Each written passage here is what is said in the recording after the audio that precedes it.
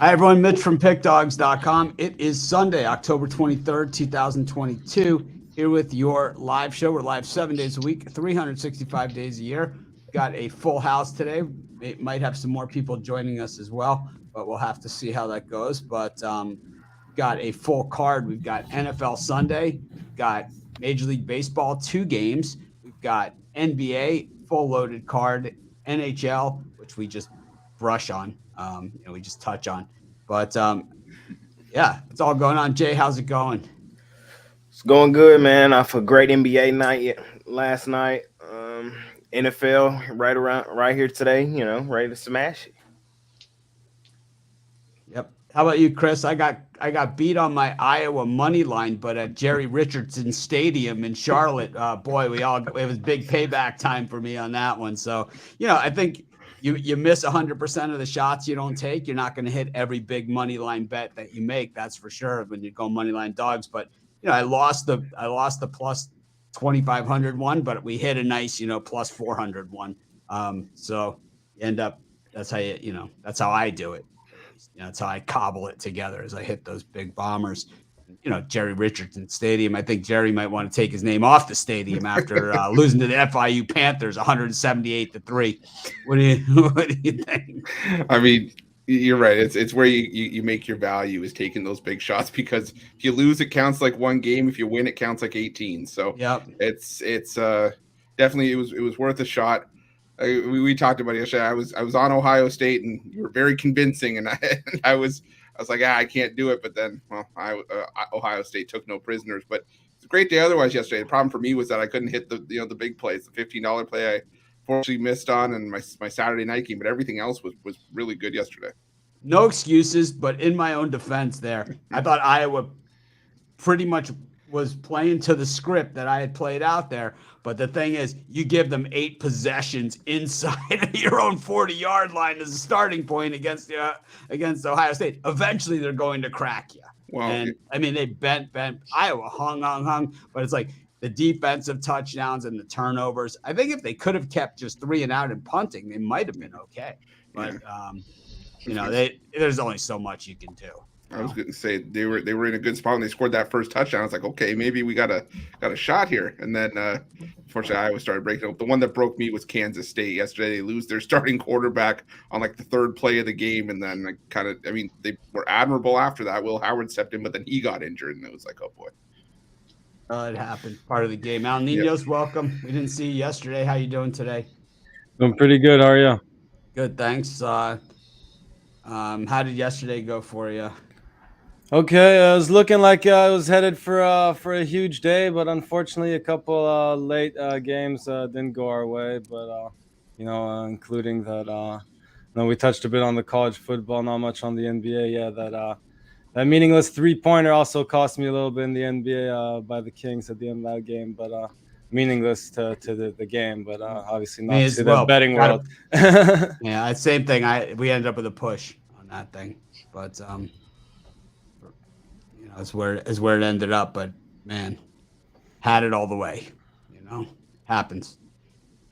Rod, 4.5 hour drive to shutout land. To shutout land, right? Yeah. Jordan Bennington got a nice shutout. He looked good doing it too. So it looks like he's going to have a bounce back year from his really ugly season last season. Man, he looked good. He just saves he made was just unreal. It's just like, wow. Looking like the Bennington who won the Blues the Cup. So, definitely worth the drive. What's the car ride home? What's the car ride home on something like that? Is it just dead silence or just a lot of complaining? Dead silence. It's dark. You're focused. You're focused on the road, making sure that a deer doesn't pop out at you. All right. Because it's dark and deer plenty. And the worst, as you get down south, they have antelopes. We call them speed goats. Because they look just like a goat with horns, and they're fast. So do you think deer are fast? These things are way faster. It's like, whoo, they get in front of your car, not good.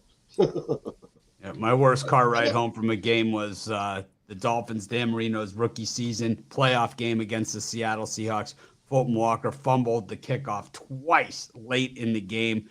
Had the game won, and we knew we had Marino, so we were gonna. even if Seattle got to the lead, we'd be fine.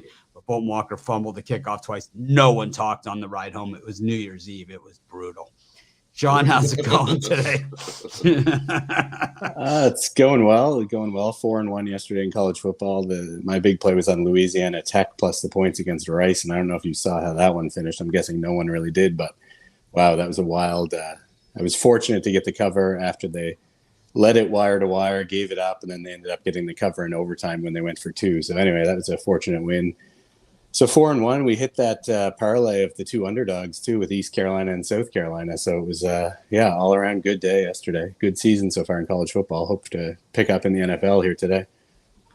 Jovan, how's it going with you? Well, it's going okay. Another Saturday and plus money is always a positive thing, heading into Sunday. I know you had the Buckeyes there in that one. Oh, yeah. Probably early not feeling so good about it, but as soon as you see getting the ball at the 40-yard line every play or better, you got to like your chances. That's for sure, especially with those receivers. And Peaches we trust. Oh my God! To have. How about they put the backup in and his first pass goes pick 6? Yeah, it's like I mean, and then he fumbles the next time. It's like no. And what you were saying was valid. I just didn't think that was the game it was going to be because OSU always has one game. Yeah, but the thing is, for me, it's not about like, it's a lock or anything like that. I say you got to find your places to take your shots. And to me, that was a place to take a shot, especially when I had a few other live dogs on the board that, that had shots, all had shots, So it's like the way it works is you have 2 or 3 big underdogs like that. If one of them hits, everything's covered and you end up a little bit of profit. If 2 of them hit, it's a big day. And I mean, that's basically what happened for me yesterday. Yeah. And, a couple of them came through, but, it all depends if those were the ones that you were eyeing in the first place. Yeah, that's for sure. But I really thought that Iowa had a puncher's chance. And, I've hit on giant plays like that with bigger underdogs than that winning outright. So I had in that Rich Rodriguez West Virginia Pitt game, I had Pitt on the money line in that game, and that was my biggest odds payer in a football game of all time was that game. It was West Virginia needed 1 win to go to the national championship game, and they were 34.5-point favorites, lost outright to Pitt. I vaguely remember that game. Vaguely. It's one of the few winners I remember. Normally it's the losers I remember.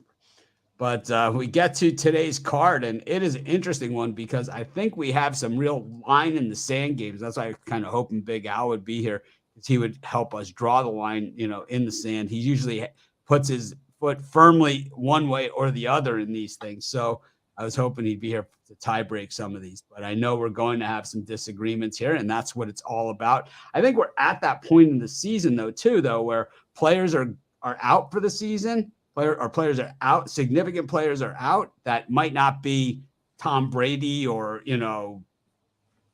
whoever, that are still very significant players. And then you have other players that are returning that are also very significant players in the game plan and in the scheme. And we have that definitely in today's games. We got the Cowboys and the Lions. Some guy named Dak Prescott is back for this one. And if you ever heard of him, he looked terrible the only time that we've seen him this season, and then got injured after that. But we've seen the Cowboys against bad teams before, and they own the bad teams. They beat them like a bongo drum, man. They have just absolutely slaughtered the bad teams. 7 covers in a row against the teams with the losing records. And we saw a similar quarterback to Jared Goff against them when we saw Carson Wentz and the Commanders come into town, and that was a beatdown of beatdowns. Jay, what do you think from Doomsday? You're on mute. I think everyone knows what you're saying anyway, but that's okay. Earlier in the week on our NFL show, I was a little undecided. As I dove deeper, man, y'all know where I'm at. I'm on the boys this week. The Lions defensively are terrible. They were looking pretty good offensively, and then they played a good defense in New England, and they got shut out. I think this Dallas defense is better than New England. The one pause that I do give is that DeAndre Swift is back this week. And that's the Cowboys' one weakness is the running game, but I don't think it will matter. I think Cowboys win big here today. In front of this home crowd, Dak shows out. The no way you're putting your trust in the Lions defense today. The Cowboys look like the offense from last year, and they win big here today. Yeah, I think you can make a case for the Lions. A lot of the angles and trends favor the Lions here, but I think the issue here is that this is one of those games where the Cowboys could come right down the field with their opening drive, score a touchdown, and never look back. And just we've seen it all a million times. Chris? Yeah, I just had to check outside. Breaking news: the sky is blue and Jay is on the Cowboys. I'm gonna go with the over here. I just like Jay said, I think this is gonna be a big day for the Dallas Cowboys offense. On the other side, though, yeah, like you do get DeAndre Swift back, and the Detroit Lions usually fare well off of a bye week on the road, 9-1 against the spread in their last 10 games on the road after a bye. But yeah, I think it's just going to be big play after big play. The Detroit Lions game's going over the total this season by an average of 13 points per game. Best margin in the NFL. I got to go with the over here. Al Niños. Yeah, last time I checked, it did not look like Swift was going to play. I know he's listed as questionable, but he sounds more doubtful to me last time I checked. And everyone's saying he's out in the comments. Yeah, I don't think he's going to play today.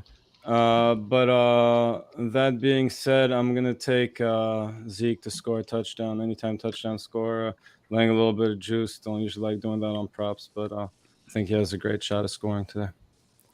Rod? I like the over in this game. I think we're going to see a whole pile of points. You look at Detroit 6-0 to the over their last 6 versus the NFC. We know how their defense loves to give up points, and I think they can score some themselves. And you look at Dallas 21-7 to the over their last 28 at home versus a team with a losing road record. And you look at the last 9 meetings, 8-1 to the over, including 5-1 in the last 6 meetings in Dallas. I like the over in this one. Fun. Yeah, I like the Cowboys in this one. As Al mentioned, I think DeAndre Swift is actually out for this one.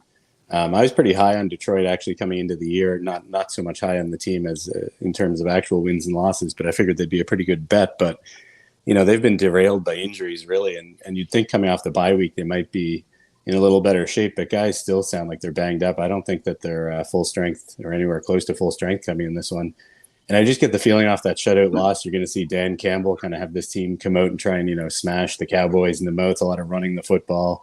I think they just fall into a hole, and I don't think they have the offense to I don't think Jared Goff is really the type of quarterback that can guide a team back so much to close the gap here. So I'll lay the points with the Cowboys. Jovan? Yeah, I'm on Dallas as well. Dak's back, and what you're going to see is talent rise up basically with him under center. Detroit, we know they're a bad defensive team. They should have some of their guys back. Saying Swift is out. If he's out, regardless, they have another running back that could do the job. But I just think in this case, it's going to be a 7-point game at the very least. If it's the way I was looking at it was if it was over 7.5, I would lean towards Detroit. But it's right now I'm seeing 6.5. If that's is that still the case? Last I saw. Yeah, I'm still seeing 6.5. Yeah, so as long as it's 6.5, I'll stay on the Dallas side. Joe Vaughn coming to the dark side.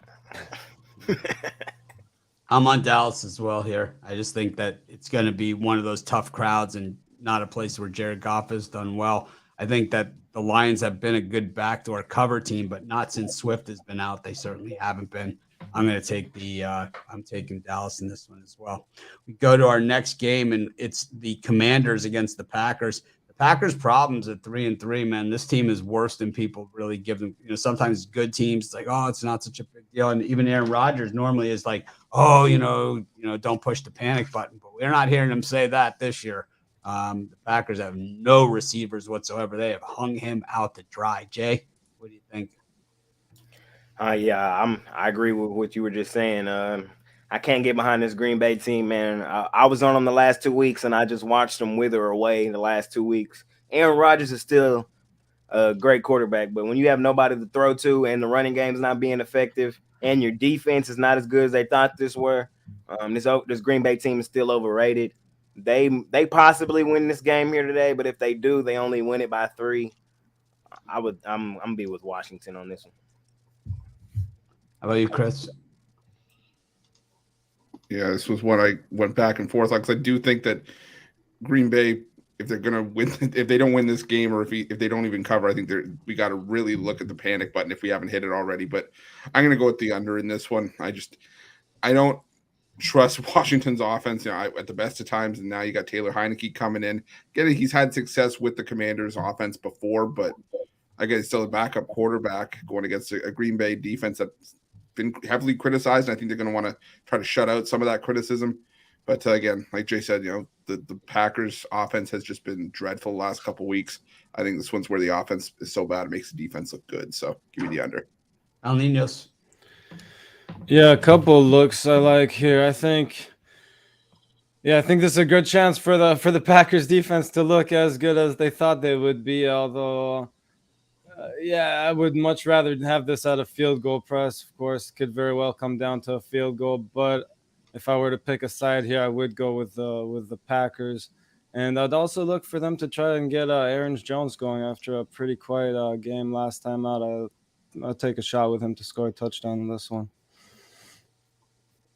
Rod? And I like the over. I think we see some points in this one. Commanders can't do any worse than Wentz at QB. So they can. That's the problem. They can. But I don't think they could, but I don't think they will. The Packers 5-0 to the over in their last 5 versus a team with a losing record. The over is also 13-4 in the Packers' last 17 road games versus a team with a losing home record. So I like some points. You look at the Commanders at home as well. They're 10-2 to the over in the last 12 games after allowing more than 150 yards rushing. The over 4-1 the last 5 meetings in Washington. I'll take the over in this one. I'm going to go with the Packers here. I'll lay the points. I went against them last week with the Jets. That obviously worked out well. And I was also on the Commanders last week, but I mean, that was a struggle against the Bears. Chicago moved the ball up and down the field on them. They just couldn't score when they got in the red zone. I just don't think this Washington team is good. They're missing a bunch of guys. They can't stop the run with any consistency. I'm not high on the Packers by any means in the long-term picture here, but I think this is like an Aaron Jones type game where he just comes out, has a big game. They run it all over them, and it's a touchdown or more win here for the Packers. I'll lay the points. Come on. Yeah, I'm a lean under. I just don't think that Washington's gonna be able to move the ball like that. No, you're dealing with a Green Bay Packers team. They're in disarray right now based on the last couple of weeks losing to both New York teams. But I just think in this one that their defense comes alive against this Commanders team. Regardless of who's at quarterback, the one thing about them is that you see other teams bull rush them and their quarterback flat on his back. It wins in the other games, but in this one, I think it's going to be Taylor Heineke. So, I'm expecting a lower scoring game. We all know the problems that the Packers have moving the ball up and down the field. Definitely not the same Packers team that we've seen in years past. So give me the under. I think I'm going to go with the Packers here. I think, it's the lesser of two evils. I really don't like this Packers team. This is the worst that they've looked in my book. Got the Titans against the Colts. These guys play each other just all the time. The second meeting of these two teams this year. Derrick Henry always has a big day against the Colts. And, this is always just a miserable watch. Jay, what do you think? Yeah, like you said, Derrick Henry always goes crazy on the Colts. I think the Titans have won the last 4 matchups, but I'm going the other way. Give me the Colts on the money line today. The Colts looked better last week. Matt Ryan seemed to get comfortable in that pocket last week. This should have been a premium for me. I really think the Colts come out here and they look well today. The Colts are always slow starters. Think they kind of heat it up, stay hot. They showed me something in the red zone last week. Matt Ryan, big day. I think he has another one here today. Give me the Colts. Chris? Yeah, I'm gonna go with the Colts on the money line. Try to avoid the 2.5 points. 14-3, the Colts are with Vrabel and Tannehill against the AFC South, and I just think this is a game where you're going to get a healthy dose of Derrick Henry, which, like you mentioned, he's just absolutely run all over the Colts. Colts looked really good in coming back, showing some fight against the Jags last week, but it just feels like one of those black and blue kind of games that I think the Titans just win out, maybe 17-16, something ugly like that. But I'll lean towards the Titans on the money line. Al Niños. Yeah, I was gonna keep the theme going with the running back touchdown scores, but Henry is a little bit overpriced here. I'll take a slight lean to the over in this game. I think he has a good game, and I think we see this game just go over the total. I like the Titans here. You look, Vrabel 8-0, straight up and against the spread. When the Titans are rested, his team's 8-0 after rested, and they've had lots of rest and ready to prepare for the Colts here in this one. Give me the Titans. Sean? Yeah, this was a tough one to figure out all week. I never really landed on anything. First meeting this season, I had the over in that one, over 43, and it was at 41 with a quarter and a half left, and they couldn't get there. So now we're looking at a slightly lower total of 41.5. I'll lean to the over here in this one. I think the Colts did find a little something there last week to hang their hat on offensively with, Matt Ryan tossing up 58 passes. Most of them were just slants across the middle. They were really fortunate to get that cover against Jacksonville last week. I'll lean to the over here. Jovan? Yeah, in this game, I was gonna say the side, but everyone else is on the same thing. So I'll go to the total in this one, and I'm gonna take the over. It's a low total, and what you see with these two teams in their matchups, they alternate unders and overs in their games. In their last several meetings. So and before that, it was a slight run of overs in their games. So like Sean said, they made it to 41, with well over a quarter left, and it just stalled. I don't think that happens in this one. I think that Indy, they come out, with a more offensive mind, and they're clicking a little, more than what they were when these two teams first met. So give me the over. I'm gonna take the take the Titans as well. Matt Ryan just looks shot to me. I think he's this guy just looks done. And they have good players, but Derrick Henry just always seems to have his way. The Titans have had a lot of big runs called back this season. I think when you start to look at the statistics, even though this is the 7th weekend, it's like, man, these are not telling the whole story, because I think we've seen more penalties this year than any other year. And it's like, it's not necessarily the penalty yardage that gets added on. It's the plays that get called back. And a lot of them have been 17-yard Derrick Henry runs, and on plays that had nothing to do with on calls that had nothing to do with anything. So I'm going to go with the Titans in this one. We go to our next game, and this is one of those line in the sand games that I was talking about. The Jaguars taking on the Giants. Obviously, the Jags 2-4, but favored in this game against the Giants. Giants' run defense has been terrible, and the Jags have been running the football. Jay, what do you think? I think this was a tough game. I went back and forth all week, but I'm drawing my line in the sand. I'm siding with the Bucs, man. Give me Jacksonville. I think they beat up on this Giants team. This is going to be the best defense the Giants have faced outside of the Cowboys all season. Nobody the Giants have played could really stop the run. The Jags are a better run-stopping defense. This Jags defense is underrated. And I do think we see a better offensive day from this Jags team. Less turnovers.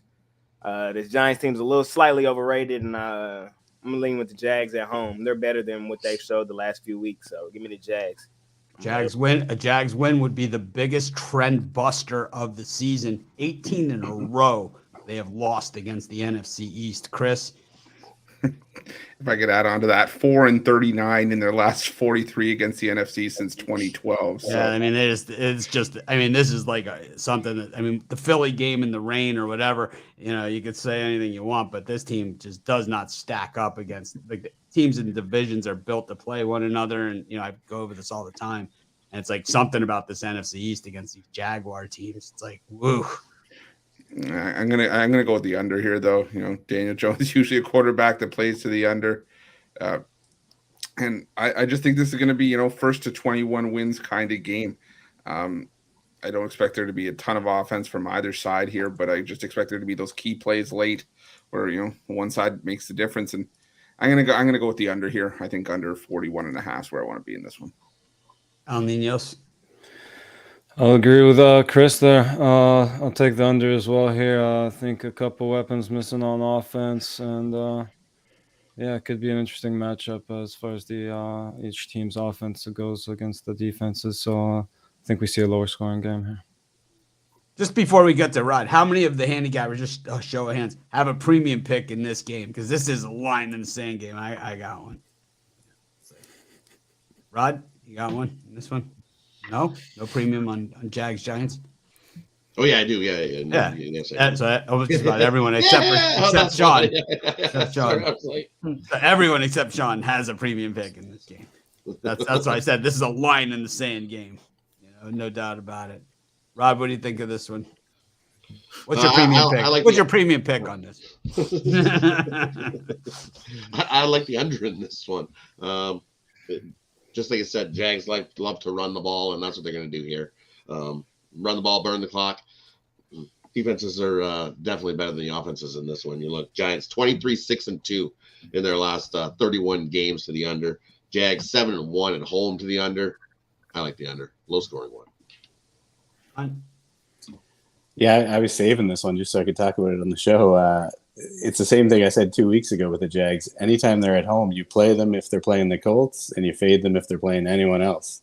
And the Giants aren't the Colts, so we'll go with the Giants here. I think I don't know. I think people are talking themselves into the Jags this week because of that kind of weird line here with them favored in this game. But I mean, I was on the Jags last week in that game against the Colts, and they really should have had the cover in that one, but they were fortunate to do so. I just didn't think they looked very good. I feel like they're kind of a team that looks like it's just fading a little bit here.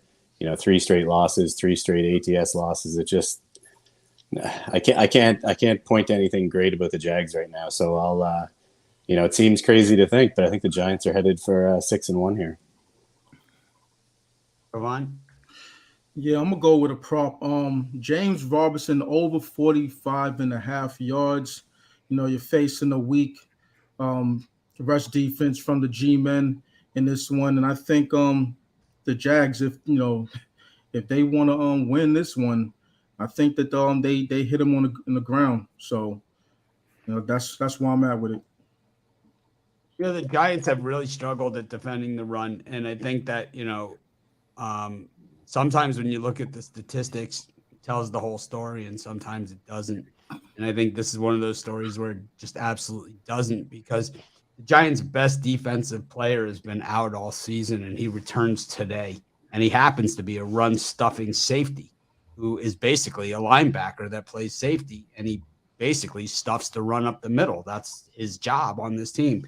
Landon Collins is an Alabama safety, and those Alabama safeties are serious hitters, and he has no problem taking on a running back coming up between the tackles head on all by himself. And that's why he was on the injured list to begin with, because that is what he does. And if he can, who knows if he's going to make it through the whole game. But my guess, he's going to, that second that Etienne tries to go between the tackles on him, he's going to send him a very loud and clear message. And what happens usually in those types of collisions is guys like that, they want out.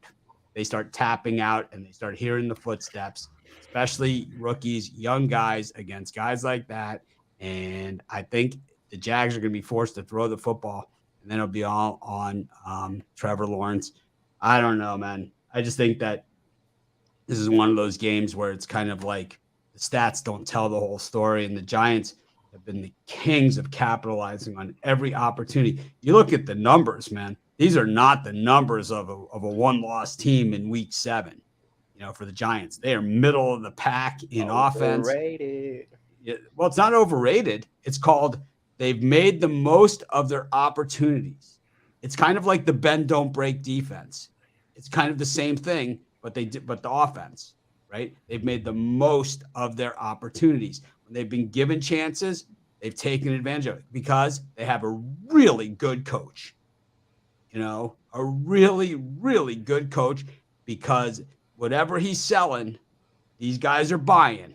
And as soon as you're winning, then they're really buying. And when you have a team that's doing that, very, very tough to fight the mojo. It's kind of like the year that the Ravens got the bad call in New England and the Patriots ended up beating them in the playoffs. And, they asked Ray Lewis after, they said, man, do you think you guys could have won the Super Bowl if you got that call? And he said, no one was going to beat the Giants this year. It's like, it's just certain things, nothing you can do about it. He's like, no one was going to beat them. He's like, they just have it going. And I think the Giants, it's very, very, I don't think they do anything special at all. They got one of the worst quarterbacks. In fact, you look at the prop on Daniel Jones passing yards. It's 199.5 yards passing. The under hits 90% of the time. That's how bad this guy is. Okay. So I don't know, man. I think the Jags are a favorite, but they're kind of like a very, very public play today in this spot.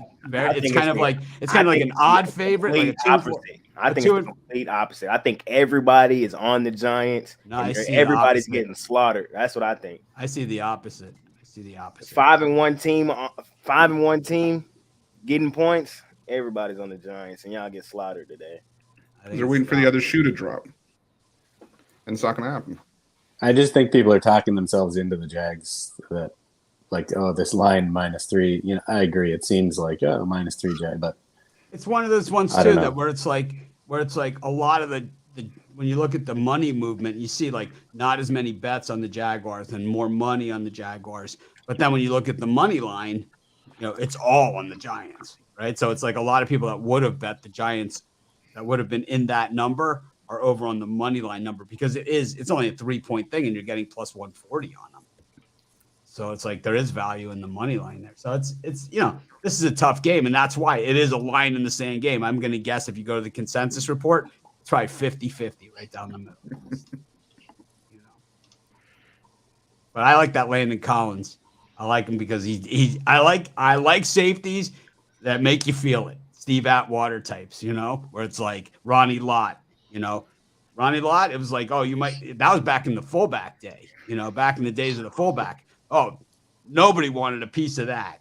There was nobody that wanted a piece of that. Jack Tatum, nobody wanted a piece of that. It's like these guys were, it was just, and I think Landon Collins is in that group with those guys. Anyways, it's going to be a fun one. I think that for, a 2-4 team against a 5-1, that's going to be a fun one to watch. I can't wait for half for that one. We'll see. We'll feel pretty good at half. I don't think, but the Giants games, it hasn't mattered at halftime. You're right. In a lot of these games, they've right. That's the whole problem with half, that. It hasn't mattered at halftime. No. Well, we got the Panthers against the Bucs. These two teams, The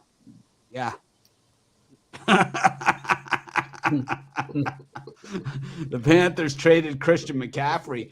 They got a boatload of picks for him, man. It's like, I think they won that deal. And the Bucs laying 13.5 points. They've been terrible this year too. Jay, what do you think of this one? Only way I could play this one is to go with the Bucs, even though they've just been terrible. I think it's this, but if there was a bounce back spot, this is the perfect bounce back spot. The Bucs lost last week, a horrible loss. I love good teams to bounce back off horrible losses. Horrible loss to the Steelers last week. Bounce back spot against arguably the worst team in the NFL. I can see this one being the blowout of the day. I think the Bucs can blow them out of the water. So that's where I would go. The numbers are saying, Chris. Yeah, I'm looking at the under in this one. The maybe one of the more square unders of the day, but the Bucs, they only scored 21 points more than once this season. That was that shootout against the Kansas City Chiefs, where they were kind of forced to play catch up in that game. And we all just talked about what the Carolina offense has done, and now you get rid of one of their better players. They scored 16 points or less in 4 of their last 5. This one, to me, is shaping up to be like a 21-10 or 24-10 kind of slugfest, ugly game. I'm going to take the under 39.5. Out. Yeah, not much of an opinion on this one, but if I had to bet it, I would probably just take the points. But again, would rather be getting 14, obviously. But yeah, definitely not betting this one. You could buy that. You could buy that half a point. No, not buying anything in this game. If anything, sell points in this game. Rod's Whoever like- you take, Rod's just like, sell I'll points. sell you half a point. Whoever you're taking, sell points. I think you bump this one up and take minus 16.5. I think the Bucs roll over the Panthers today. They've sold everything off. Kessel got a deal on a hot dog machine. He's happy. You should see the smile on his face. I've never seen Kessel so happy. He got a great hot deal on a hot dog machine. He's like, yes, you're selling it off for that cheap. I'll take 2. So I'll take the Bucs in that one. I think they just roll. Panthers don't care about this game. They're looking at next year. They want their draft picks, their count. They're like, yeah. Yeah, this is. I'll go Bucs here. I think this is a win by 3 touchdowns or more. Panthers offense just, it doesn't matter who's playing quarterback. They can't stay on the field long enough to, even with Christian McCaffrey, they couldn't do anything. You know, their defense isn't that bad, but they've got guys banged up, and it's just a worn out group because they're on the field too much. And I think the Bucs here coming off that loss against the Steelers last week, I think they just come out and smashed them. This kind of reminds me of the Bills-Steelers game from a few weeks ago. I think the line looks high, but by the time we're at halftime, I think it looks low. So I think I'll go with the Bucs minus the points. Devon?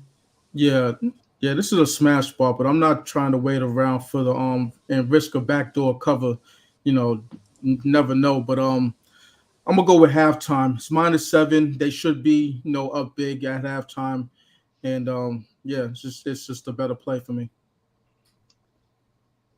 I don't know. I probably would take the points if I was doing it that way, but for the game. But I don't know. The Bucs have been terrible, man. It's like you got to cover 2 touchdowns, but you barely score 2 touchdowns a game, so it makes it really hard. Just like last week when I took the Steelers. Was it last week when I took the Steelers to beat the Bucs? I said they'd do it outright. Same thing, It's just like. Everyone in the NFL can play. If you can make an NFL roster, you can play, man. There's no scrubs on the team. Even on the practice squad, the way they're manipulating the practice squad these days, there are guys that are like 10-year veterans on the practice squad. It used to be, like in baseball, you run out of options to the minors, but the way they do the practice squad now, it's just having extra players on your team. I mean, Josh Gordon was waived from the practice squad. I mean, he's been on 7 teams. He's been in the NFL 11 years or something. On the practice squad, it's Philip Lindsay was on the practice squad. I mean, same thing. He's been on 7 teams or something. Oh, hold on, I might have misspoke. That's a first half Tampa Bay play. Yeah, First you said half. that. You said it. Okay, Yeah, I like that. I like that because then you're laying less than 10 points. Right. But it's like the Bucs only score. I mean, how many points a game are they scoring? Let's look at the numbers really fast here. The Bucs only score 20 points per game. Yeah. So it's like you got to figure that the Panthers, they're going to have to shut them out in order to cover. And I don't know if they can do that. Which is very plausible, though. They might. I mean, the Panthers, as bad as they are, only give up 24 points a game. So it's like it's not like they're a sieve of sieves that just have an open river. The Panthers' offense is terrible, but they still average 17 points a game. So even if they get half of that, they still cover. I don't know. I'm going to take the points. I'll play devil's advocate in this one. I have no problem taking the opposite of everybody. I'll do it in this one. We got the Ravens taking on the Browns. I don't know. Thankfully, this whole story of the Ravens the Browns becoming the Ravens has finally gone away, because what happened is that eventually the Ravens just beat them like 100 times. It's kind of like the iPad thing with the Yankees and the Astros, right? It's just like they're sick of hearing it. It's like we're just going to beat you into the ground every single time, you come in here trying to save your honor. And I think the Ravens have beat the Browns like 400 times in a row or something. Jay, what do you think? Same thing I said earlier in the week on the NFL show. I like the Ravens first half in this one. I think it's 3.5 right now, maybe even 4. But I think they go into halftime up a touchdown. I lean towards the Ravens full game, but the Ravens are the king of this year of getting walked down in the second half. They've blown like 3 or 4 double-digit leads just this season in the second half.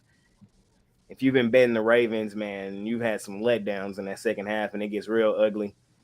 So I like the Ravens first half. I think they're up by a touchdown, and then I lean towards the Ravens full game, but I'm nervous of that back door. Chris? Yeah, Jay and I are on the exact same play. I like the Ravens first half as well. I think the most complete game the Ravens have played was that Week 1 game against the New York Jets. Since then, they've had games where the Patriots put up 27 on them, almost made it look a little bit tighter than it was. But Lamar Jackson also the king of the first half, 12-4-1 against the spread in the first half against the division, 28-13-1 first half against the spread after a win. I think this is a game where the Ravens are up by a touchdown at half and get an easy quick payday in this one. It's Al Nino's time. Here we go. Al. Yeah, I like the over a little bit in this one. I think both offenses can score a little bit, and I don't mind that Ravens first half either. But I'll make my play on the total here and go with the over. Rod. I like the Browns here. Give me the points with the Browns. You look at the Ravens; they don't win games by 7 points. Sure, that first one, the one in Week 1, like Chris mentioned, sure, it was 24-9. They got a 7-point+ win. The other one was against New England. All the other ones are 2-point wins, 3-point wins, 4-point win. There's too many points. I'll take the Browns as bad as they are. I don't know if they win it outright, but they keep it a 3-point game.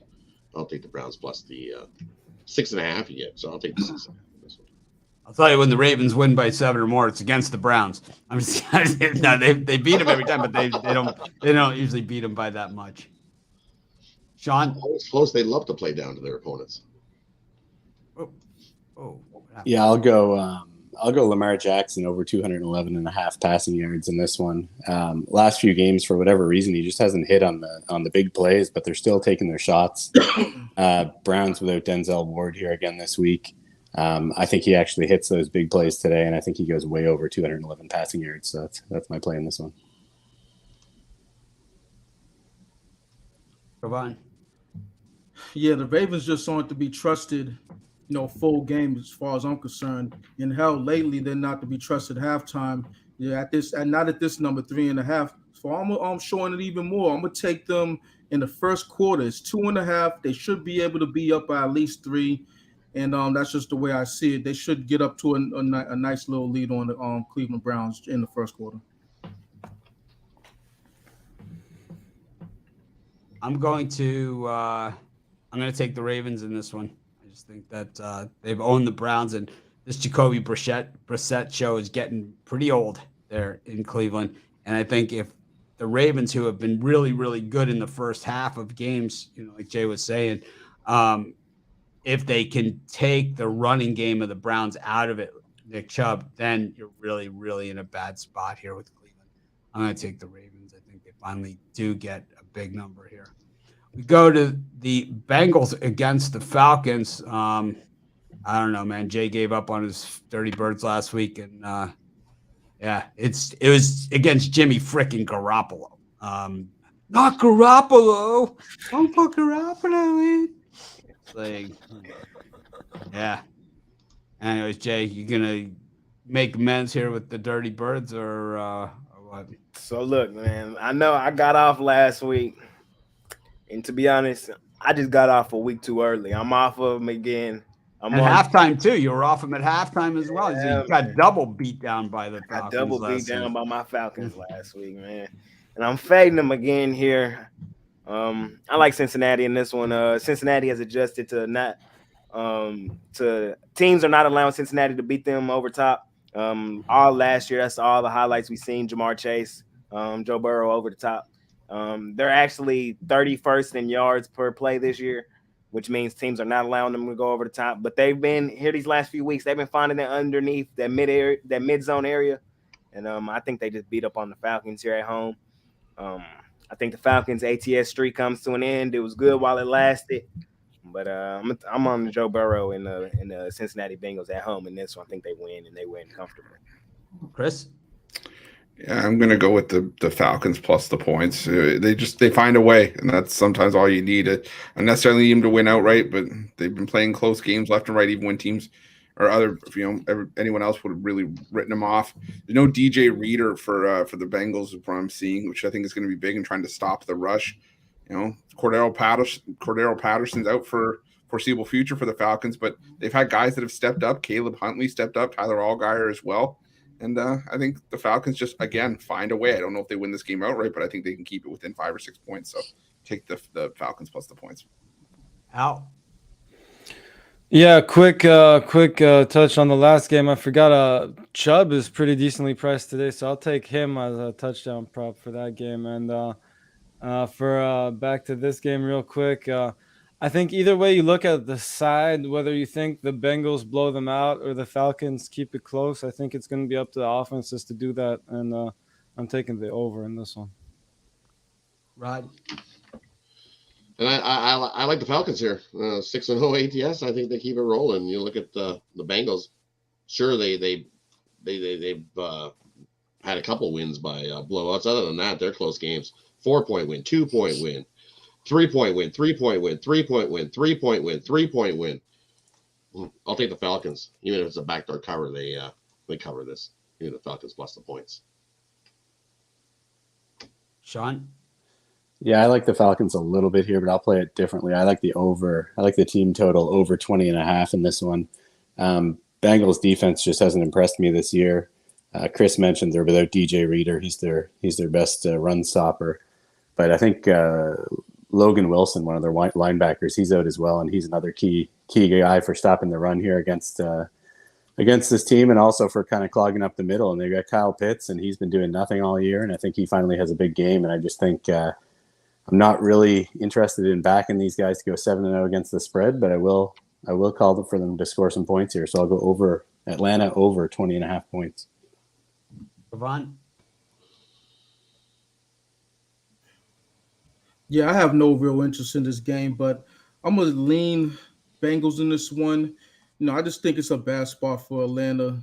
In every other game that they played besides last week, they were playing from, coming back they were coming back from a large deficit. A couple of those they did win, but I just think in this one, you're going to have a situation where their pass defense is going to get exposed.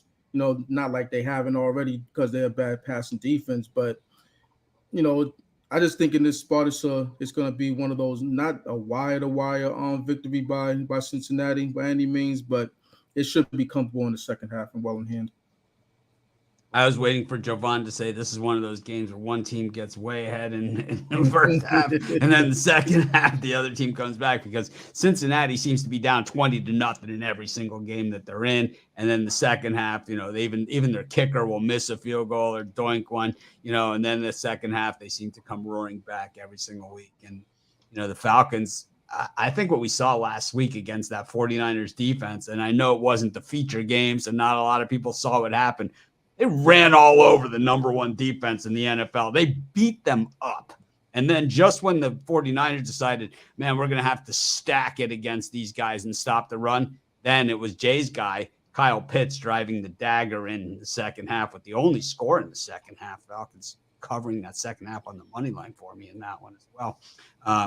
Kyle Pitts, who doesn't get a lot of yards receiving, but man, they sure pay attention to him, and he leaves the other guys open. And he leaves that running game open, because if they don't cover him, then they do throw it to him. And it's like, oh man, this Falcons team, very, very underrated. They're the worst team in football. I just came up with that. I wonder where you came up with that. Let me see. Let me show.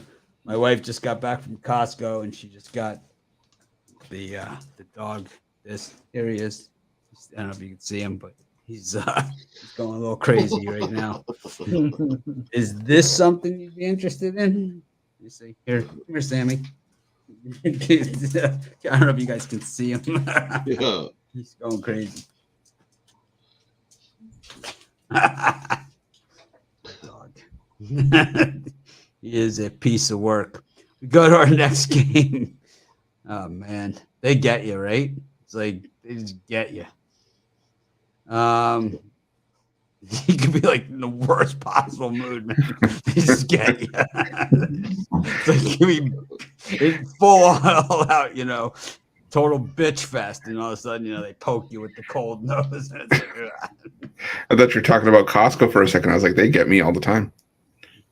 hey, my new word for this year, club size. Didn't even know it's like clubs. I didn't even know. Someone said, "Oh, that's the club size." It was like I've been eating the club size. Well, yeah, they strategically put the stuff around the store so that this is the busiest path right through the store, and they put. Oh, they don't have to do that with me. Right I go down every night.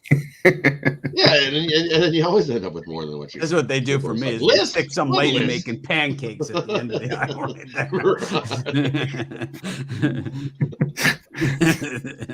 She's got the butter like pre-softened. Sir, that's your fourth one in the last 5 minutes. Give someone else. But I'm just not quite sure yet. There's no limit. There's no limit. They got me on the chicken nuggets. Like I was a tough sell on the chicken nuggets. It's like you realize that there are only $5.99 for like 8,000 of them. I was like, okay. Twist my arm. Well, that could be convenient. Got the Denver Broncos taking on the Jets. This has got to be the worst game of the day. But the Jets are 4-2 this season, man. They win here, they go to 5-2. They are a playoff contender. Jay, what do you think? Well, you just showed us Sam. I think that was a sign, man. This is my dog of the day. I'm on the Denver Broncos to win this one outright. I know we got no Russell Wilson here in this one, but that really doesn't say much. He hasn't shown much this season, so the backup really can't come in here and play much worse. But, he can. He can. I don't think so. He can. No, I think this. I think this Broncos defense steps up and shows its head today, and I think they have a really good game. Going back looking at who the Jets have played. They haven't played a tough defense. Green Bay, Miami, Pittsburgh, Cincinnati, Cleveland, none of them impressed me. This Broncos defense does for sure. I think we see Zach Wilson look like Zach Wilson here in this one. And two interceptions. I think he gets in the way. Broncos early lead, and they hold on and win it. Give me the Broncos on the money line. Chris, we have a question here in the comments. Jets -2, Raiders money line, Bengals money line, Deebo Samuel over 57 yards. I don't know if that's receiving or running. Warriors money line, Hawks money line, Pelicans money line, parlay. I say why stop there? You took the words right out of my mouth. I was going to say 3 words. Why stop there? Any thoughts though on any of those picks? Well, I'll say, since we're on it, I like the first one. I like the Jets -2. Fun fact, Brett Rippon, his lone career start was against the New York Jets. They won that game, but I don't expect that to be the case this time around. He threw three interceptions in that game, and that was against a far less effective Jets defense than what they're bringing to the table here. 12th against the pass, 12th against the run, 9th in total yardage against. And, the Denver Broncos, they were scoring 15.2 points per game with Russell Wilson. I don't see how Brett Rippon improves on those numbers. I just think that, the Jets maybe not necessarily given enough credit for what they're doing right now. And I like the Jets in this one. If you want to take them on the money line, so be it, to avoid those 2 points, but I like the Jets in this one. Alinos. Yeah, as mentioned, no Russell Wilson, and I think this probably, as the total probably suggests, might be one of the uglier games of the day, and taking this one to stay under the total here. I'm not seeing too many touchdowns, and I'm going with the under here. Rod? I'll take Denver in this one, so no, I don't like that parlay. I like the Broncos here. Their defense is better, and the Jets don't fare well in my eye. It's just a trouble in the spot. I think Denver runs the ball, controls the clock. Jets defense is stopping the run. They're about middle of the pack. They can definitely give up the run as well. I don't see the Jets coming in here and blowing up Denver. Their defense is better. I'll go with the Broncos here at home. Sean? Yeah, I'd really like to find a reason to play the over. I mean, it's down to 36.5, which is, a ridiculously low total for the NFL, but I don't see it. I think we might still see an under here because the Jets have no interest in putting anything on Zach Wilson's plate. I mean, he's attempted 18 passes last 2 weeks. I think that's the path to maybe get this one over, would be for a lot of those kind of chaos plays where maybe some pick sixes, fumbles, short fields, things like that. But I don't think either team's going to put much into the hands of their quarterback in this one. You know what you're going to get from Denver. I mean, they've been conservative with Russell Wilson in there. That's not going to change with Brett Rippon in here. They're going to try and run the football. They're going to leave it in the hands of that defense. And the Broncos defense is the real deal. I think that's one of the better defenses in the league. I don't see the Jets doing a ton against them. So I'll still lean to the under here, even at 36.5 or 37 on this one. Javon? Yeah, this game's a mess, but it's usually one of these games where you have a low ass total, you expect nothing, and then all of a sudden you got points galore. So this is too low of a total for me to pass up on the over. 20-17 gets the job done. 24-13 gets the job done. Something along that range. If you see one of these teams jump out to a nice sizable lead just on one of those fluke plays or a pick six, or which can happen with these two quarterbacks that's out there, defensive scores. This one's going over, so give me the over. Just a shot in the dark. I like the Jets in this one. I'm not even gonna think too long and hard about it. You got a quarterback for the Jets that played at BYU, so he's used to playing in the altitude. He grew up in the altitude, and that is his wheelhouse, is the altitude. So that is a non-factor in this game. The Jets have drafted very high for a very long time, and they've always had the pieces of the puzzle. I mean, the Jets guys generally go to other teams and become superstars, but this coach here is actually really good, and he's kind of, reeled them in. I think that when you have that many stars on one team, the problem is always that you got to have a guy who's somewhat of a player's coach, a rah-rah guy that you're, but also, a disciplinarian. I think that Jets have that good combination there, and they have this good core of players. They're starting to find themselves with the running game, and 118 yards on the game on the ground last week for what's his name, Hall. This Garrett Wilson is a superstar in the making at wide receiver, and Corey Davis, he was a 4th overall pick himself. Is another wide receiver that they have. The Jets are a really good team. I mean, I wouldn't put it past them to be in the a playoff team that has a shot to go this year. Really, they do. They're that good. I think that I think you guys are cutting them way short. They beat the crap out of the Packers last week. I mean, they beat the crap out of them. Once again, it was the Jets-Packers, so it wasn't like the highlight, the big game of the week. It was the Bills and whatever, right? The Chiefs, everyone's watching, and the other ones. But I'll tell you what, while that was going on, the Jets beat the living crap out of the Packers. I mean, if it was a fight, they would have stopped it. And I'll tell you what, if they would have played another 30 minutes, it would have been 75-10. The Packers couldn't move the ball on them, and the Jets just ran all over them all day long. This Denver defense is good, but they're going to be on the field all day with Rippon at quarterback. I lost so much money on that guy at Boise. I just, I'm sick to my stomach. Got the Raiders against the Texans. The Raiders are laying a touchdown, but I don't think they've won a game by more than 2 points in 17 years. Jay, what do you think?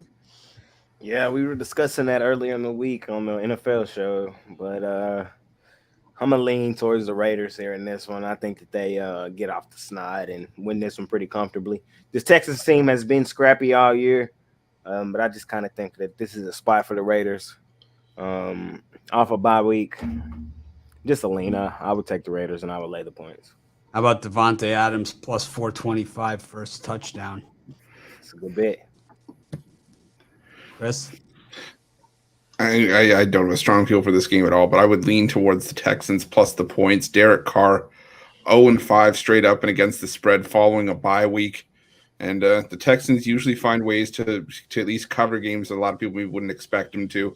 Like, the Texans not going to play some pretty football at all this season, but this just feels like one of those ugly games that the Texans find a way to cover, like a 19-14 kind of game. So I'm going to take the Texans plus the points.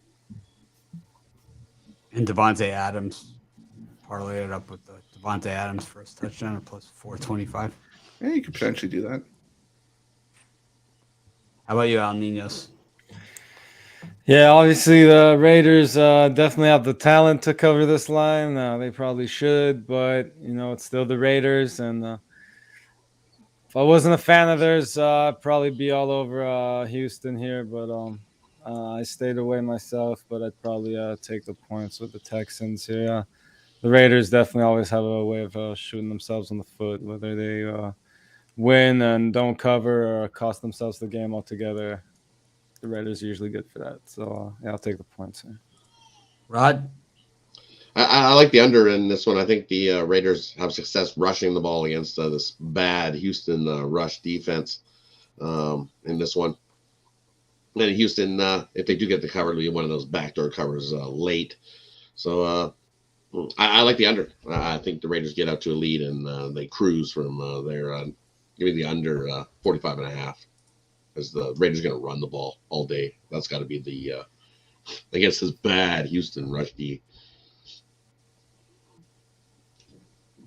Sean? Yeah, this is one of the tougher games to call this week. No strong opinion here. Just the gut tells me for some reason this is like an overtime type game. I guess in that case, I'd take the points with Houston since they're catching around a touchdown. I think they have a few advantages here. Dameon Pierce has been good. They seem pretty settled on just running the football with him and kind of leaving it with the defense, which, it's kind of a middle of the road defense, but the Raiders have been hit or miss offensively. So I can't lay the points with them here. I do think the Texans wide receivers have a pretty good advantage against the Raiders secondary here.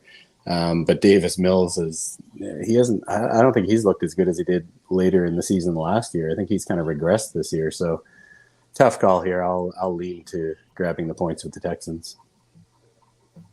Jovan? Yeah, I'm on an under in this one. I think this is going to be a situation where both teams are able to move the ball, but they'll stall out at least in the first half. Stall out to some threes where there should have been sevens. Second half, anything could happen. There might be an uptick in points, but I think overall this one should stay just under the total. One of those 23-20 or 23-20. 20-14 type games, ugly game where it shouldn't have to be. It should be a cruise by the more talented team. But in the NFL, sometimes the talented team doesn't cover. Yeah, I think that the Raiders just shoot themselves in the foot. I think it's just organizational issues here. I think these transcend the team that's on the field. I think that they made a commitment to a quarterback that probably isn't the guy. And I think that's part of the problem too. Yeah, middle of the pack.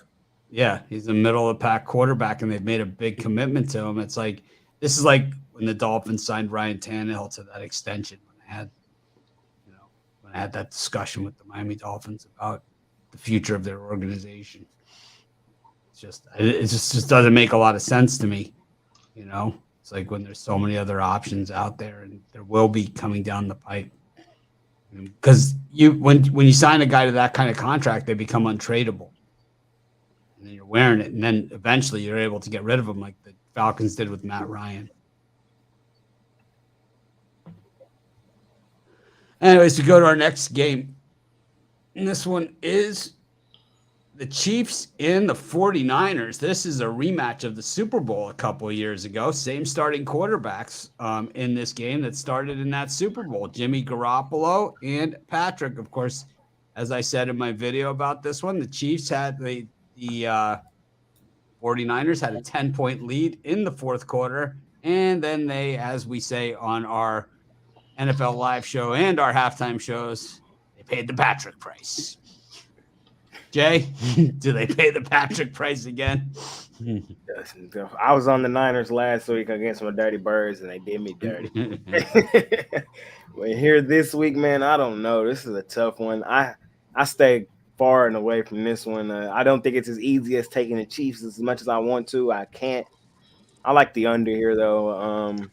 I think the San Francisco defense looks better than it looked last week. I think Kansas City's defense is better than people give it credit for. I think we see a tighter game here, and I'm going to lean towards the under. Yeah, Mahomes loses back-to-back games all the time. Chris, what do you got? Yeah, I'm with Jay here. I like the under. I would like to get it at 49 rather than 48.5. You know, at least get ourselves a key number. But yeah, I think the 49er defense at least has a little bit more of a respectable showing than it did last week. And the Chiefs, I don't expect them to run away with this game. I probably expect them to win it, but I could easily see a 24-20 win for the Chiefs. I expect this one to be very physical, you know, high profile game. Expect both teams to bring their best. And like I said, I like a 24-20 game, so I'll take the under. To me, this line looks as odd as that Jaguars-Giants. You know, you have a 3-3 team with a crap ass quarterback against the best quarterback in the league. Al Ninos. Yeah, I think the under is a pretty good look, and I think maybe the first half under might be an even better look if you expect both teams maybe to have a slow start, and maybe the Giants try to keep Mahomes off the field as long as possible. So maybe a first half under, and then maybe another small play on the whole game under as well. Rod? I think this is a close, tight game, and whoever's got the ball last wins this thing. And I'm going to take the Chiefs. Kick a field goal at the end. Get the win. I think it's right close. This is going to be a tight game. Sean? Chiefs win by field goal. Oh. Yeah, I'm going to go opposite of most here. I like the over in this one. I think this one gets well into the 50s. Still too many injuries for the 49ers on defense, not the same defense here. And on the flip side, I'm just not overly impressed by the Chiefs defense. They're missing Fenton in the secondary. He's going to be out for this one. I think for a change, we see the Niners maybe air it out a little bit in this game. I think it's a back and forth game, like Rod said, maybe a last team with the ball wins, but yeah, I don't mind the total being in the high 40s. I still think this one is 27-24, 28-24 type game. I think it gets over the total. Jovan? Yeah, I'm also on the over in this one. As the Raiders proved, you go over the top on this Chiefs team. And with the ability of the 49ers to be able to run the ball, I expect a higher scoring game in this one. I expect both teams to hit at least 24 points, and that's going to make it over in my book. So, yeah, give me the over. My 49ers season died 73 minutes into this year's season when Trey Lance was carried off the field. But, I had waited so long to see it, and it happened all too soon for my liking. But Jimmy Garoppolo is just as bad as Trey Lance. In fact, he's so bad that the 49ers traded up in the NFL draft to take Trey Lance to replace him. Shopped him all off season long. Nobody wanted this guy because they didn't want to get Matt Castle the way that the 49ers did when they picked him up from the Patriots. That's what the Patriots do. They get these guys. They look good when Bill Belichick, is coaching them, and then all of a sudden they go somewhere else like Matt Castle did and Jacoby Brissett and Jimmy Garoppolo, and all of a sudden he's blowing 10-point leads in the Super Bowl in the final quarter. But, I don't think the 49ers have the ability to go over the top throwing the football. I'm going to have to disagree with Jovan. I don't think Jimmy Garoppolo, the last thing you want is this guy thrown over the top. The Chiefs defense is hurting in the secondary, though. That I agree with you with.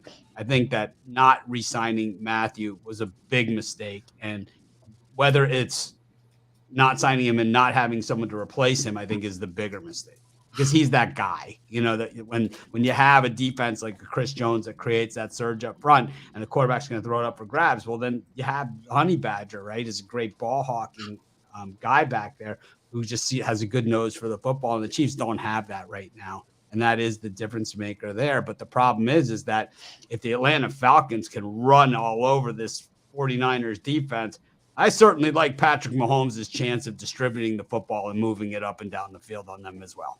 And I think if Marcus Mariota could do that, I think Patrick Mahomes can do it as well. I think, and this might be a reach, but I think Patrick Mahomes is just a better version of Marcus Mariota.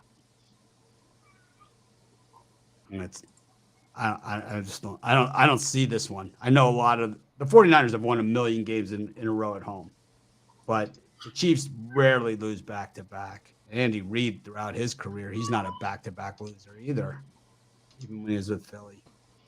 Chargers against the Seahawks. I keep saying the Chargers are the most overrated team in the league, and they just keep winning games 4-2 on the season. The Seahawks 3-3. Clappy's doing a real nice job with the offense there. He's got the Seahawks fired up. He always does. He's clapping. Crazy.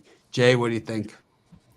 You know, me and you are in agreement that the Chargers are one of the more overrated I thought you were going to say that Patrick Mahomes is a better version of Marcus Mariota. Nah, that the Chargers are definitely overrated. But here in this one, I think they lay the points. I know they haven't really covered in their last three.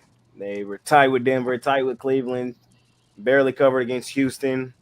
But and y'all know I've been high on Seattle this year, but I don't really want to take Seattle on the road. I see the Chargers having a big day. I think a huge part of this was Herbert was hurt a lot of the season with the ribs. I think those are kind of healthy. The offensive line has been playing slightly better. I'm going to lay the points with the Chargers at home. I think they win and win comfortably by touchdown. So give me the Chargers. Chris Ruffalo.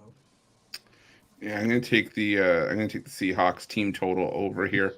I think the Chargers are in rough shape defensively. No Joey Bosa, and J.C. Jackson. If he does play, he has struggled when he's seen the field. Geno Smith, again, I never thought I would say this, but the most accurate quarterback in the NFL, and with a deep threat in Tyler Lockett, a big bulky receiver in DK Metcalf. Kenneth Walker looks like he's going to be a stud. I've seen the Seahawks having no problems moving up and down the field on the Chargers, so I'm going to take the Seahawks team total over here. I'm going to give Pete Carroll full credit on that Geno Smith stuff. He hasn't played within himself and putting him in a position where he can play with confidence. Al Ninos. Tough one. I kind of probably was leaning towards the Seahawks where this line opened. Where it's sitting at now, it's probably leaning more towards the stay away. If it keeps dropping and you get Chargers -3, I'd be all over that. At 4. I might lean Chargers, but I wouldn't be surprised if this was a 3-point game. Rod. I like the under in this game. You think that there's going to be a whole high scoring? Is that Seattle bad defense and both teams going to be able to run it up? Well, Tyler Lockett's not 100%. That's for sure. He wasn't great last week. And I don't think he's at 100% this week either. He's questionable to even play this game. So that's a big, huge weapon if Geno Smith doesn't have him. So I like the under. I think it just sneaks out of the total in this one. I think it's closer than people think. So, but I like the under. Too many points. I'm going to see a high-scoring shootout in this one. Give me the under. Not a big weapon, not a huge weapon, but a big, huge weapon. Sean. Not a strong opinion here, but I'll stick with the trends this season. The Seahawks haven't covered the spread in consecutive games yet this year. The Chargers haven't failed to cover the spread in consecutive games. They're, of course, coming off that 3-point win, but missed cover against the Broncos Monday. I think the Chargers win this one by a touchdown or more. It's just one of those games where Austin Eckler kind of takes over. I don't think the Seahawks have any answers for him defensively, so hate to do it, but I'll lay the points with the Chargers here. The Austin Eckler show. Jovan. Yeah, now this is a game where I think that one team jumps out into at least a 14-point lead early on, and then it's all said and done from there. Because one team's chasing points, the other team's chasing points, and I just think that in this one, in more games than not, when you see that scenario, it's gonna go over. That's just how the NFL works. It's real simple. Type scenario in this one. So give me the over. It's going to happen. Both these teams, one team in the Seattle Seahawks, they're just a bad defensive team. So, and the Chargers are overrated defensively. They like for the past 3 years they've come in as a vaunted defense, and it hasn't happened. So both these teams get scored on. I think both these teams will give up points, and give me the over. I'm with you on the over in this one. I think there's going to be a lot of points in this one. I think that both these teams open it up, and both these teams, we've seen them get hit before too. You give up 28 points to Jacoby Brissett, sure as heck can give it up to the number one passing QB in the NFL this season, Pro Bowler Geno Smith. I never saw this one coming. And we go to tonight's game, Dolphins and the Steelers. This one in Miami. The Steelers coming off of that nice win last week against the Bucs, but they have been up and down, to say the least. I mean, blown out by Buffalo, another AFC East team, here against the Dolphins. And the odd thing about this game, of course, is this is the draft pick bowl. The Dolphins are penalized their draft pick this season, will not have their own first-round pick, but they own the Steelers' first-round pick, and they can help their cause here by knocking off the Steelers at home on Sunday night. Should be a hot, muggy one. Jake? Need the Dolphins here. Tua should be back. When Tua was playing, we seen this offense was really high-powered. I think that Tua going down showed nothing but how valuable he actually is. I think a lot of people were questioning how good he was.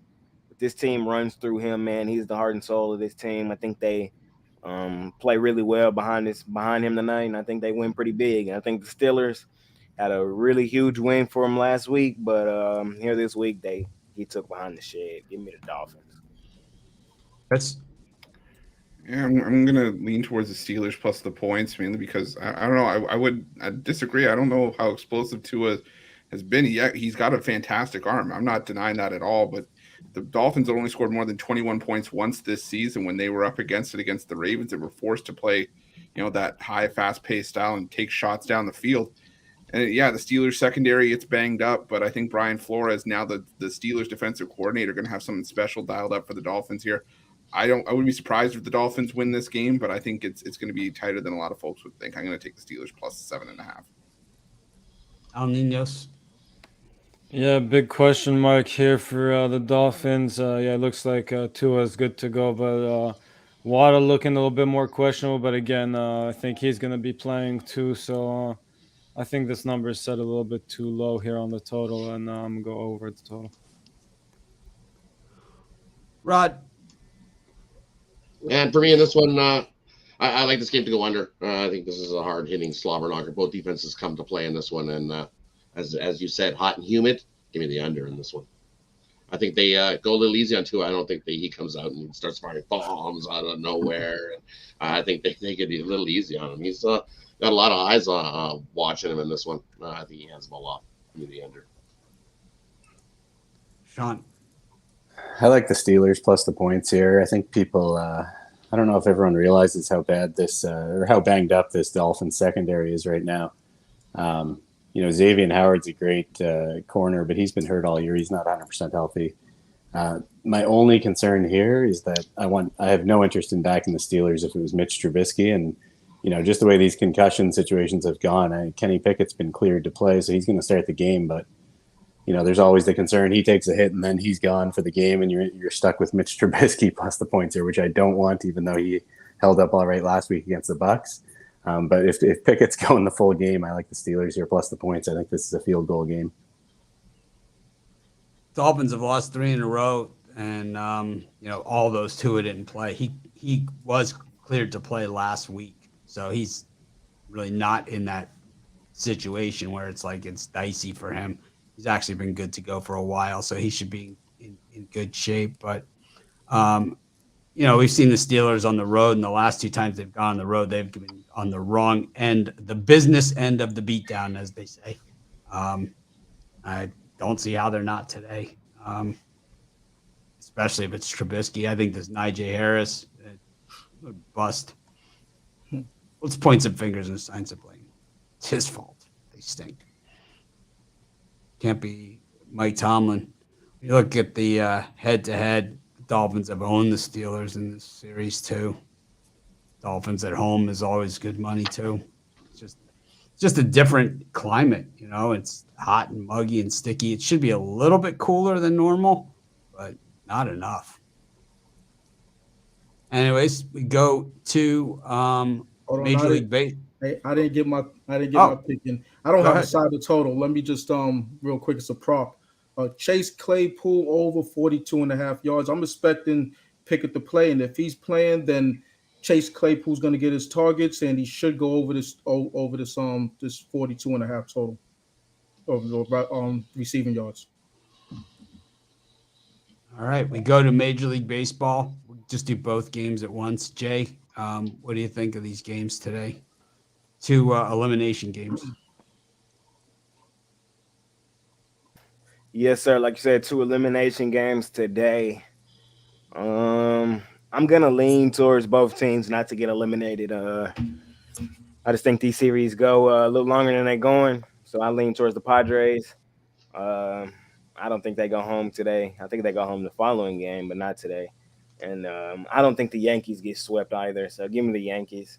What are you selling today at Pick Dogs? Today on Pick Dogs, I have what do I have? I have 2 NBA premiums today. We've been killing the NBA. 3-0 night last night.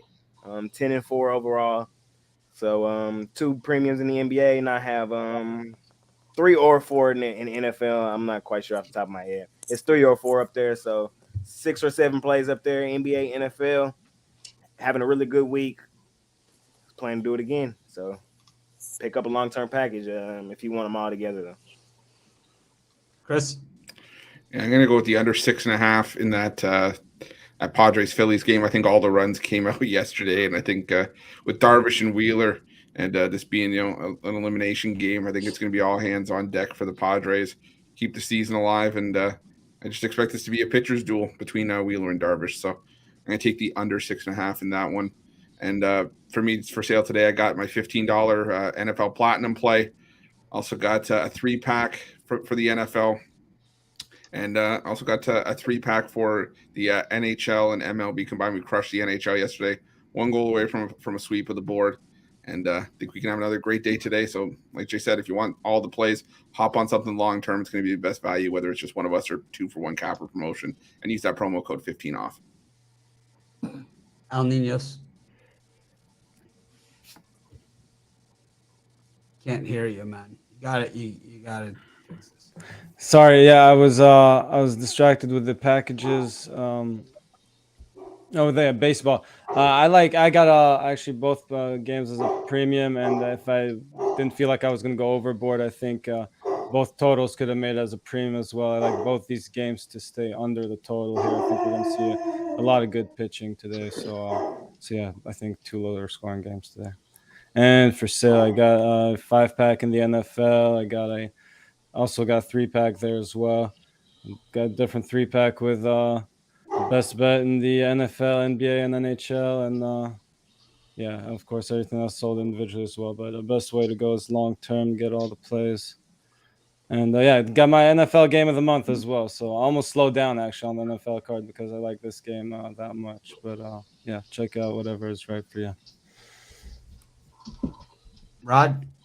And for me, I like the nerfing in both these games. I think runs definitely come at a premium in this one as it's an elimination game for teams. So give me the nerfing in both games.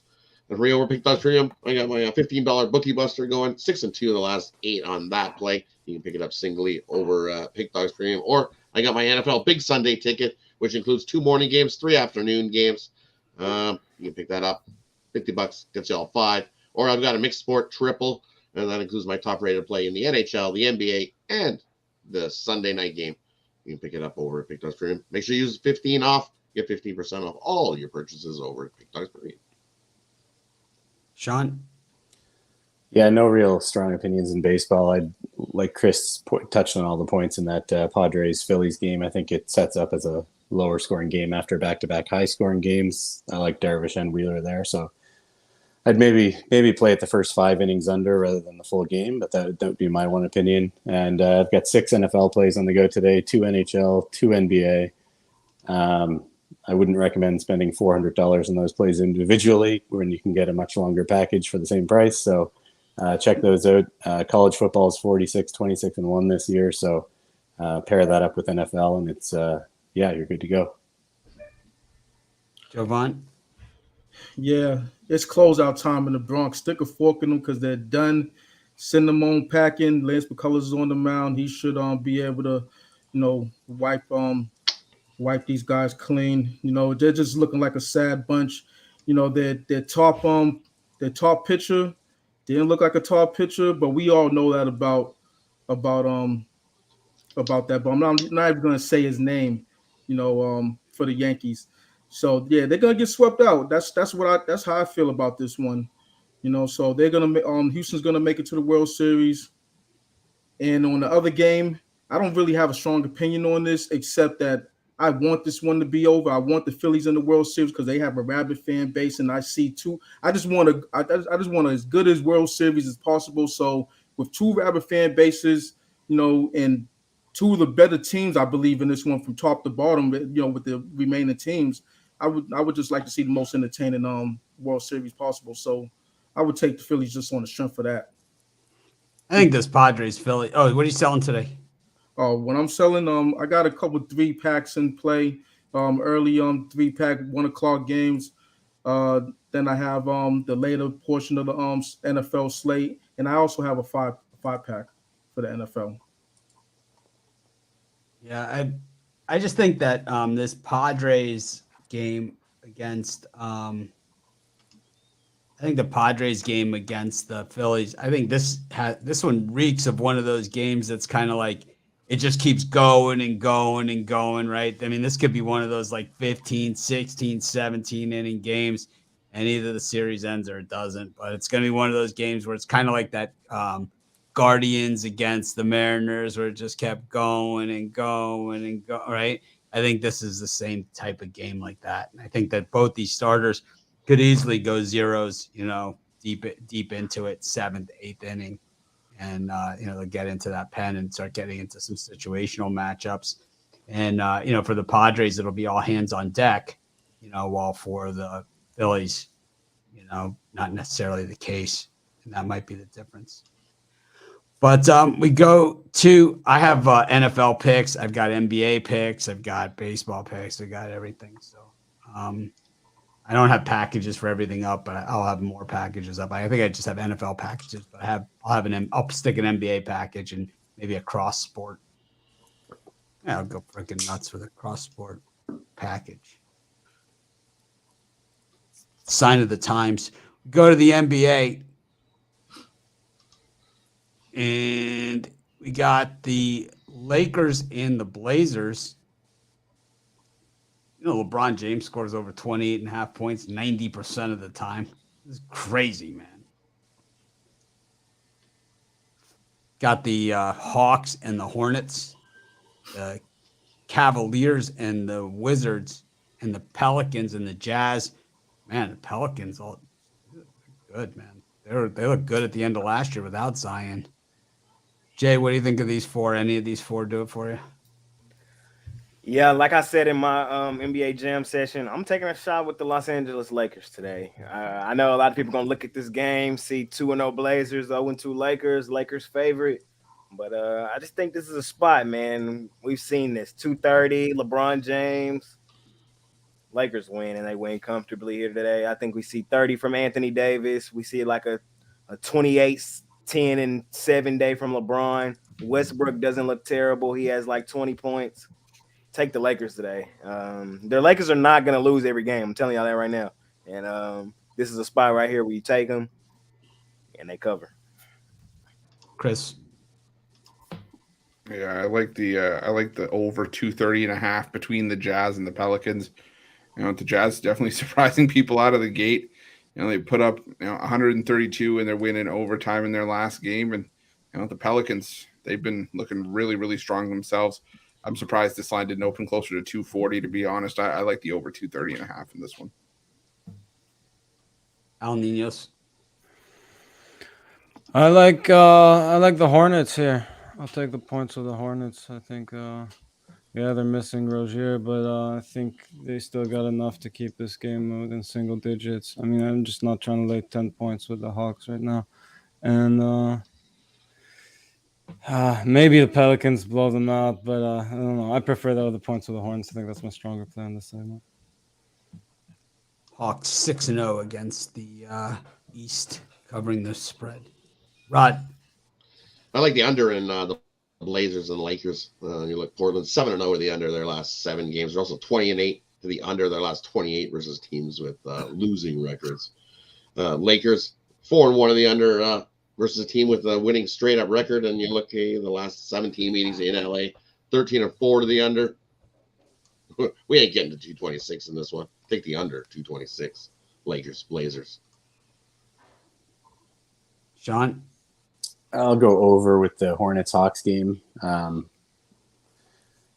pace that the Hornets play at, they play at one of the fastest paces in the league. They've gotten off 94 and 97 field goal attempts their first 2 games. I know Rozier's probably out. LaMelo Ball's out. I don't know if it matters who's in for them. I just think they play at a fast pace. Here it backfires against the Hawks because I think the Hawks probably go off offensively in this one. You look at the last 2 meetings here in Atlanta, 235, 257. This total is dropping. It's down to 228, 228.5. I think it goes way over that total, so we'll take the over. Jovan? Yeah, I'm also take the under in this Trail Blazers Lakers game. If the Lakers want to win, they got to play defense. They don't want to get in track meets with any team in the association. So give me the Lakers and Portland Trail Blazers under the total. I like the under in the Cavs-Wizards game. I just think like when you have 2 good teams that go at it, usually good teams and up-and-coming teams, it's usually all about the defense. And I think this one's going to be all about the defense too. I like the under in the Cavs and Wizards. I like both those teams. I think this is a fun time for the NBA. You know, you have a lot of teams that are good. You know, it's there's very few really, really bad teams right now. And it's like even the bad teams are good enough, you know. Hell, the Jazz have 2 outright wins, so. Well, I mean the Blazers too, you know. So yeah, it's like who would consider to be not a very good team, in the Spurs. You know, fun season except for Laker fans, right? Well, it could be really fun if they get that lottery pick. I'll tell you what, I think it would be really fun for them. Get that lottery pick. They certainly have tremendous luck when it comes to that. Definitely need something like that. Turn things around. Got the Thunder Buddies for life up against the Minnesota Timberwolves. All these guys do is cover point spreads. The Warriors coming off of that licking their wounds against that Nuggets game, man. They got beat up in that thing. And then the Clippers, man, they got bull crap last night. But here against the Suns team that, I don't know, man. At least the eye test for me, these don't look like the same guys that we saw last year. Jay, what do you think about these 3? Yeah, I got a premium in this selection. My best bet is in this one. It's in that Suns-Clippers game, so y'all go get that. But I like I'm going to go with the Thunder Buddies for life here in this one, man. The Timberwolves, I think that coming into the season, I like the Rudy Gobert trade. I actually watched that full Jazz Timberwolves game the other night, and I'm selling all Timberwolves stock. Rudy Gobert is that trash. He had a chance in overtime to make an and-1 dunk, misses the dunk, then proceeds to miss both free throws. I love Anthony Edwards, but I don't think he can overcome 2 big dummies on his team with Gobert and Towns. Give me the Thunder Buddies in this one. They be putting up pretty good fights, so I think they put up another one. So on that Clippers Suns game, just everybody out there, this is just a policy that I have at Pick Dogs, is that if a game moves 3.5, 4 points, and you get caught on the wrong side of the line, regardless of what the pick you bought, I go off the final line, and I'll refund you if you're on the wrong side of it because of a 4-point line move. It's that's not how we do things. We're not in a picking contest here. So just so you know, on this game, because this game in particular, we have a very big line move, and it's also the closeout game. So a lot of cappers are going to be on this one, and just heads up. Chris. Yeah, I'm going to go with the under in the Suns and Clippers game. I just think, the back-to-back for the Clippers not necessarily going to serve them well here. And this just feels like even though we're only 3 games, this just feels like a playoff type kind of game. star-laden teams, and I expect the defense to ratchet up a little bit in this one. I can see this one getting to 210, but not anywhere in the high 210s. So I'm going to take the under 219.5. So, Chris, you say back-to-back, but Kawhi Leonard, John Wall, I mean, none of these guys played. I think Wall played yesterday, but I don't believe so. No, he didn't play. Oh, he didn't play. okay, So all those guys were rested on the front end for this game. So it is a back-to-back, but the stars that you're talking about all sat for the Clippers. Out. Yeah, this is a really funny line move, and obviously you expect Wall and Kawhi back in the lineup, but I don't. They're announced they're playing. So. Yeah, okay, I thought so. I just don't see them right now in the starting lineup, and with that line move, it's just really weird. So I was on the Suns, honestly. I plus 2.5 almost made it as a premium play. That line move, I'm not concerned. Getting 2.5 points, laying 2 points, I'm fine with that. I just expect the Suns to win the game. But again, they rested, as you said, a couple of their better players. So that kind Kawhi Leonard's arguably, the best player over the last decade. Yes, if you look at his hardware, that definitely kept me. That's what he kept took me the from Toronto Raptors to the frickin' title.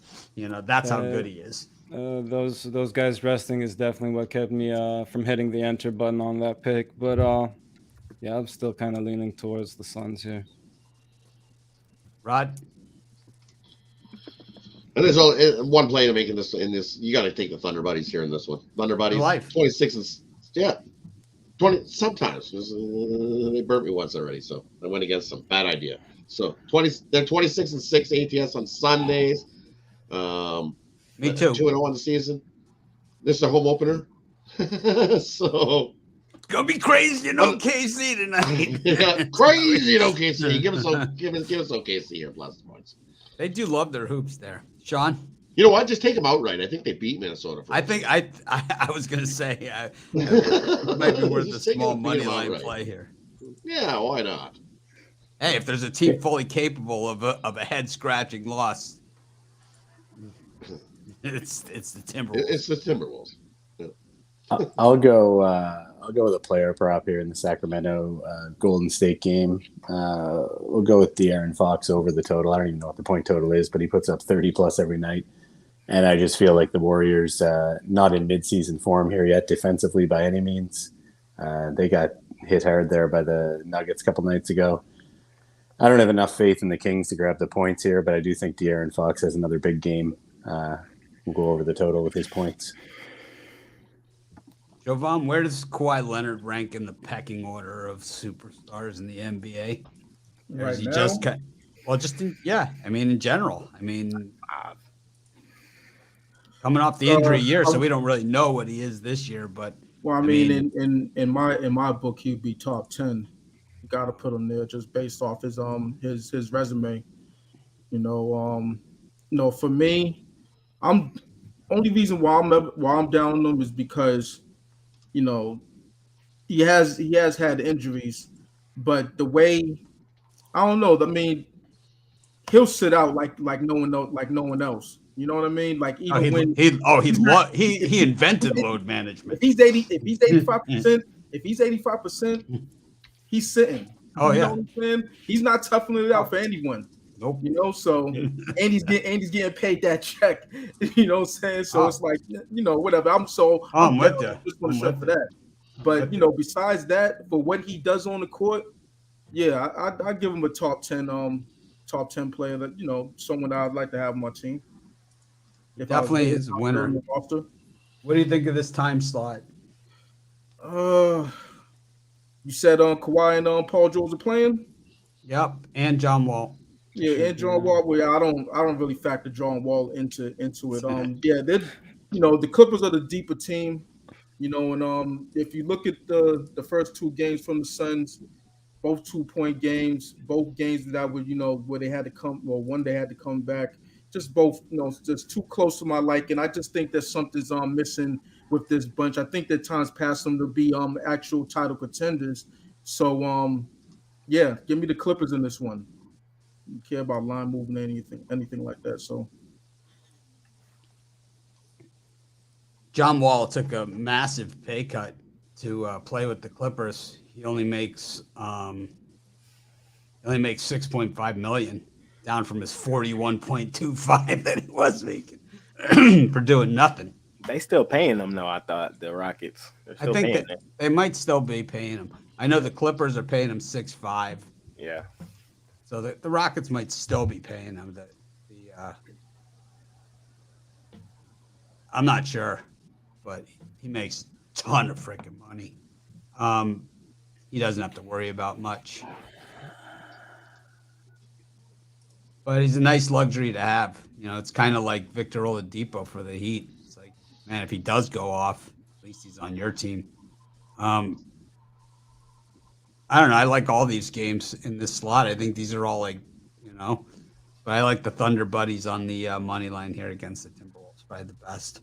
We go to the NHL. If you have an opinion, speak now or forever hold your peace. If you don't, well, then you're just like me. Jay, what do you think? Any NHL for you today? Dallas Stars, are they playing? Nah, my Stars not in action today. No opinion for me in hockey today. I don't like nothing. Chris, little Red Wings action for you against the Ducks? Potentially, but I like the Flyers here. I like them at home. Both teams on the back-to-back in this one. If it was just the Flyers on the back-to-back, I would say, maybe you look at the Sharks here. But for me, the Sharks have done absolutely diddly squat to justify getting such little plus money in this one. I like the Flyers, and I also like the Kraken on the road against the Blackhawks. The road's been the one place where the Kraken can win games this season. So give me Seattle. Smoking Kraken. Al Ninos, any pucks for you? Yeah, same exact tune as Chris is singing. I think he's got two good sides there. Kraken just showed a bit more than the Blackhawks have so far, and I agree. Back to back there, Phillies. They've just been winning games. The Sharks haven't, and not the prettiest game on the board, but I'll take the Phillies. They did have to travel back home for all it's worth, so. But yes, I like the Phillies there as well. Rod, do you care about hockey? A little. The only one I like in this one, I like the Ducks here. Detroit stinks off of overtime games. They've lost 14 straight off of an overtime game. So I'll take the Ducks here. Wah. Don't get burnt by a duck. Sean, did you realize that the San Jose Sharks logo has an S and a J built into the shark fins? I can't see it, but apparently it's there. I had no idea. That's one of my favorite logos growing up as a kid. Yeah, but they're saying there's an S and a J in there, but we've spent hours on our programs trying to find it, and we've yet to find it yet. And I've got two experts, Zawacki and Buffalo, on the case. Probably fake news. I've got two premiums, right? Two premiums today. Two premiums today. No other strong leans. Maybe the Ducks, Red Wings under. That's only because I'd be going a little contrarian there with the Wings coming off a string of overs. But yeah, check out the two premiums. I'll take the under in hockey watched by Jovan this season. I think I'll parlay it with my under on Hockey Watch this season as well. You remember how they said there's no such thing as a lock? I think we just found one. Yes, I think we just found the stone cold lock. And the thing is, he lives in Hockey Town, USA. It's like I know Detroit is Hockey Town, but I lived in Boston, and these people are nuts. Yeah, they are. They're crazy about it. I could, theoretically, I could, put together some nice hockey picks. I have in the past. That's for damn sure, but I'm just not interested right now. I'm telling you, I was at a party when I was in college in Boston. My roommate was on the hockey team, just looked like some skinny regular kid or whatever, man. He was a center on the hockey team. Some guy took a shot at him, and he pulled his sweater over his head and he beat him to a pulp. You don't want to mess with those guys, that's for sure. It's like he had like a rodeo cowboy build, It was like you just did not want to mess with this guy. Anyways, we go to the parlay segment of the show. Jay, outside of the Lions money line, what else are you going to throw in your parlay here? I'm going to go with them boys, the Cowboys. I'm going to go with the Cleveland Cavaliers I'm gonna go with the Los Angeles Lakers. And one more NFL for y'all. Why stop there? Why Make it a stop? 4-teamer. We're gonna go with Jacksonville Jaguars. Cowboys, Jags, Cavs, Lakers. Yeah, I'll go two parlays. I'll go NFL. I'll go Dallas. I'll go the Cowboys. I'll go with the Packers, Falcons, and the under in San Fran KC. And NHL, I'll go Flyers, Red Wings, and Kraken. El Niños. Packers, Chargers, and then the over in the Falcons Bengals game. Rod. Lakers under, OKC plus the points, Ducks money line.